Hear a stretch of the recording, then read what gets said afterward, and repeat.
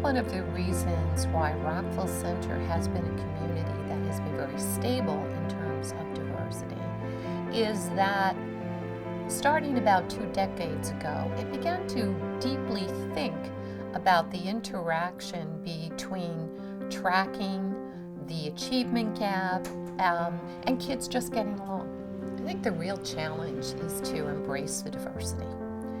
What happens a lot in suburban communities is when the communities become more diverse, people start to become frightened. And they think that they have to, whatever group was there originally, they need to protect their own and not allow their kids in any way to really experience the richness of the diversity. I don't even notice that we're all different. I tend to not really think like that. I have all different types of friends, different grades, different races, where they live, it's all different. Embracing diversity, seeing it as a strength, making it work, making sure that all kids get access to high-track curriculum with lots of supports as needed is really the key to success. I love the kids in the city and I love the kids out here in the suburbs. The one main difference that I do see with Southside is that we're able to really maximize learning for all the children in various ways. Kids in the city are definitely motivated, but I feel may not necessarily have all the resources and are certainly deserving of it, but for whatever reason, that's the equity is just not there. With the inclusion, you see that you have to differentiate your instruction. You have to meet the needs of the learners where they are.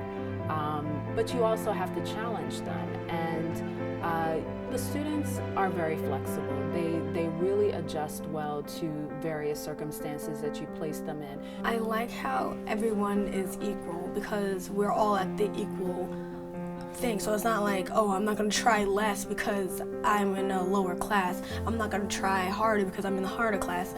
We're all it's in our hands to apply ourselves. So Southside has extra help every single morning. We call it zero period, and it's for 40 minutes or so. And everyone can come and go to extra help. And the buses bring you here, zero period, so you have a time to prepare and ask your teachers questions about it, and they'll help you out. Kids learn from each other as much as they learn from a teacher. Having the voices in a classroom discussion, whether it be in a history class or in an English class, that are voices that come from experiences different than yours, is really good for all kids. All kids benefit from integration. Right now, what I'm going through, really, while I'm assimilating to the different cultures, learning how they act and what they like to do, and I'm finding out that they're the same as me, they're similar in every way. There definitely are schools out there that are really cliquey and they just hang out with their own groups or their own race. Well, I don't really see that at Southside because we're all I see it in the halls, everyone just gives that handshakes or whatever to anyone. It doesn't matter what race or color you are. It's actually pretty cool to see it. I believe integration benefits students who are white, students who are more affluent, as much as it does students that we typically think of as being disadvantaged.